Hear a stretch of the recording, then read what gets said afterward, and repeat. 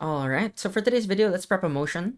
Let's say the motion was, um, in the Star Wars universe, this house believes that Force-sensitive beings should be subject to emotional control technology.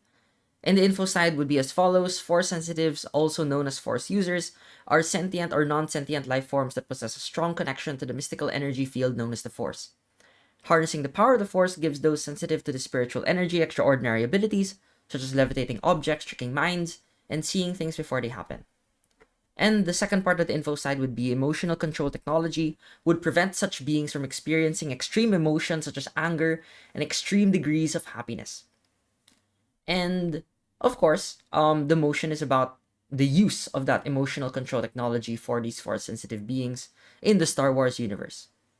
Okay, so let's try and simulate like a sample prep time. I'm gonna start the timer here, and that should be fine. The first few minutes of prep time would usually be used on generating as many questions as you can, understanding the motion, understanding what's going on, so that all the confusion is gonna be settled. And then at some point during prep time, once that's settled, we're gonna start to make some arguments and some rough ideas, and then refine that throughout the rest of prep time. So, just looking at the motion, I think it's like even if you didn't really know much about Star Wars, you'd already know that this motion is, well, it seems to be about some people that are very, very powerful. They have some extraordinary power that may be unlocked through some training or some ability or some honing and some power concentration. And then these powerful beings, these powerful individuals would be subject to some regulating technology, and the regulation would be in terms of the emotions that they experience, such as extreme anger and extreme happiness. And right off the bat, I think one of the first questions I would immediately think about, like, and immediately be worried of, like, be terrified of from the very, very beginning, is the question of to what extent is it legitimate for us to limit the autonomy of these individuals, right? Because of course, op is going to argue about torture and um and the consent of these individuals, and they may even argue that extreme anger and extreme happiness is great, is a great human emotion that people should have access to, because it's part of who they are. And that might be one subset of how they might explain their principle. I already know that opposition is gonna go very, very strong in defending this principle because it's the most intuitive, it's the most clear path to victory for them. If they were to argue that this emotional control technology is akin to like slavery, akin to authoritarianism, the government, or some powerful being trying to limit and control how they want to live. And so right off the bat, I'm already thinking, if our government side, it's not enough to just make an argument that's like, oh, these force sensitive beings are just too powerful for the world. And that's gonna be very, very damaging. It's gonna be very, very bad. Because that means that in my head, right, I'm already thinking that, well, I'm already gonna characterize that they're very powerful. That's quite intuitive from the info side. But I also need to characterize that the emotional control technology is gonna be successful, that it's going to be successful in limiting their power, and that it's also going to be a quite successful model for protecting society, right? Which is also an assumption that we're making here when we say that force sensitive beings should be limited in the emotions that they should experience, right? Because if you might want to add in here some knowledge in the Star Wars universe, you'll already know that, like, okay, some people could use their force for good and some people could use their force for evil, right? We don't know about this. We have no guarantee that people would do this in this particular way. So having said this, we know it from our brainstorming that now we need to preempt a couple of materials, right? We need to preempt all of this material, the material that we are worried about. And we also want to make an argument that that encompasses the a preemptive principle against the individual autonomy argument of opposition. And we also want a principle and a context that frames our case in a way that says that this is good for society and good for these individuals. So let's do that. So right now, off the top, I'd probably want to start off the speech with some framing. I'd want to say that this debate is not necessarily about whether force-sensitive beings are always going to act for the good of the world or not, but it is about whether the ability for them to access extreme emotions is going to be good or bad for the world and for themselves. That may be one thing. We know that this debate is definitely about whether extreme emotions do more harm than good. And it's also about whether force-sensitive beings will act in better ways absent these extreme emotions. Another point of framing that I think is quite important to say at the very beginning is that we also want to explain that force-sensitive beings are individuals that do not know their own potential.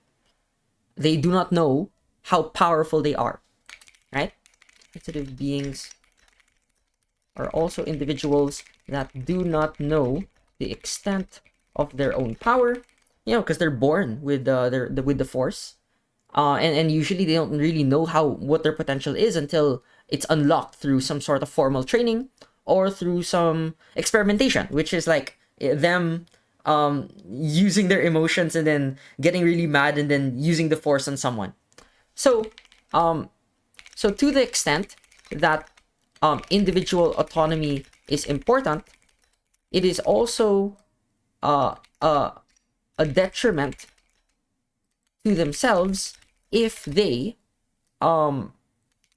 cannot effectively control their own power, because they would most certainly not want to be a danger to other individuals that they care about. So actually, I think we're getting closer, right? Like by doing this framing, by doing this understanding, we know that like how we would want to explain our argument. Now it's not just an argument on individual autonomy is not important in general, and that the state should promote the common good and the protection of all other people, right? We know that should be some direction of that, right? We want to go towards this at some point. But what we do want to go towards is an argument that explains that the force itself and and extreme emotions is a detriment to the use of the force, and is a detriment to themselves and the way in which they want to access their own preferences or their own choices or a life that they would otherwise want to live. Because most people, we probably want to argue that most people want to live a normal life. Most people want to live a good life and a happy life. And to the extent that they also did not choose to be born with the force, we want to make their lives easier.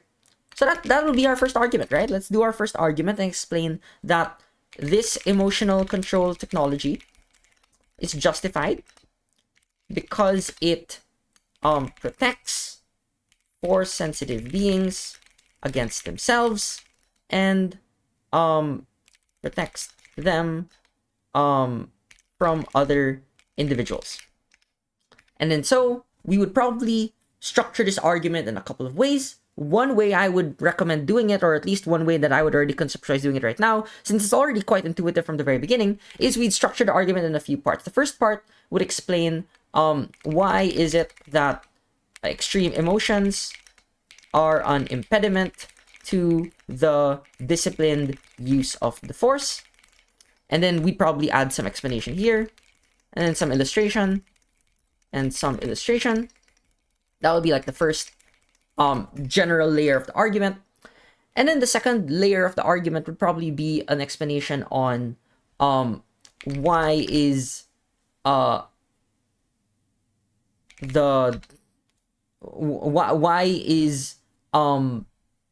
this important to consider. why is it important to consider the consequences of the misuse of the force. And then here it's some weighing to explain that the force can be very devastating. It can harm third party actors, and it can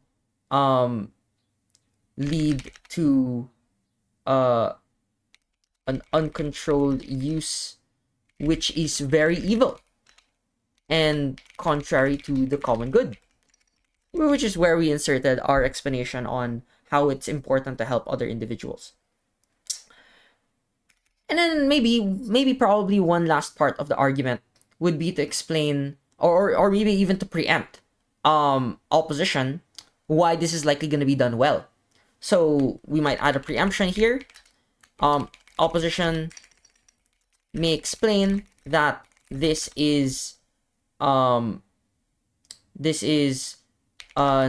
overreach from the government or the Jedi Council, and that you are imposing one belief system over how people should, how force sensitive beings should use their abilities. And then actually, I think it's a great preemption, by the way. It's a great opposition argument to say that, like, oh, maybe, since the Jedi Council and the Order always promotes like the disciplined use of your emotions, not extreme emotions, but it might also be legitimate to say that extreme compassion might be a great way for people to be moral in their own sense. So the state or the government has no right to impose their own morality and how they want to live their lives over others. And here my preemption would simply be that it is justified. It is justified to do this if it means that the imposition of extreme emotions is one that hijacks the life of other people, overwhelming non-force sensitive beings in ways that are incommensurate as well. Which is just to say that, like, a lot of other people also can't consent. A lot of people are subject to the extreme emotions of force sensitive beings. And because they cannot be commensurate in enacting or exacting justice against this other individual, it is simply wrong for one person who has an extreme amount of power to be able to exert themselves over others in this particular way, because their emotions are not inherently more valuable than anyone else in this particular instance. All right? So I think this argument is already quite layered already. We already know that this argument is one that says that whether or not these people are good or bad, extreme emotions cause disproportionate damage to other people, disproportionate damage to themselves, disproportionate damage to others.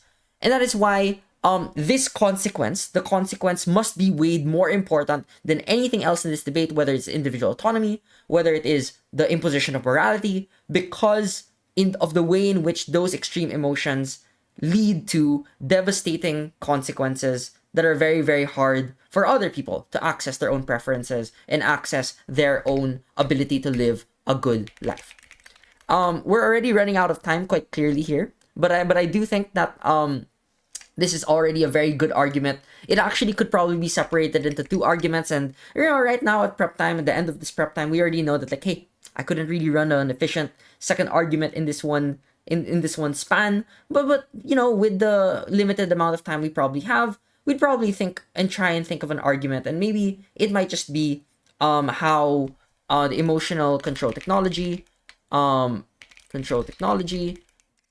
is going to create a society that can better train the future of the force sensitive, future generations, future generations of force sensitive beings. And here probably I think this is a great argument as well to explain that the Jedi Council can do this well. Can do this well. The problem with the status quo is that, or at least the problem without this technology is that training is never going to be perfect, i.e. Anakin Skywalker. That might be one example where, you know, you have a very, very powerful individual who eventually became very, very emotional and was manipulated by other people, which is a quite intuitive argument to believe. And that now, because people cannot always predict their emotions, we also want to better be able to train them to do good in the world. And then that probably might be the last one, the last part of the argument. They can eventually do good in the world if we train them better with the help of this technology. All right. Oh, that's fantastic. I like this argument. I like these arguments that we've already made. So we've made one amazing argument that preempts the opposition principle. And we've made one argument that explains how this is going to be good and be done well in the future. And of course, the difficult parts, you know, adding in the other incentives. I mean, I don't think they're as difficult. We can do that while we're doing the speech. And maybe even if we don't do this perfectly, our teammate can probably already know that this is the direction we want it to go. And they can also build that eventually as well. But I think what's most important to remember from this particular prep time, just post-processing it with you all, is that, you know, it's quite important to spend a lot of time with framing. It's quite important to recognize what are we really trying to talk about in this debate? What are we really trying to defend? And here it's the revelation that, oh, it's not just about the state and the government trying to promote a common good over individual autonomy, but it's more precise. It's about the emotion, about whether extreme emotions do more harm than good with respect to using the force, and whether that distances individuals from a better use of the force as well in the future. All right, so that's pretty much it. That's fantastic. Thank you everyone for listening to today's presentation, and have a great day.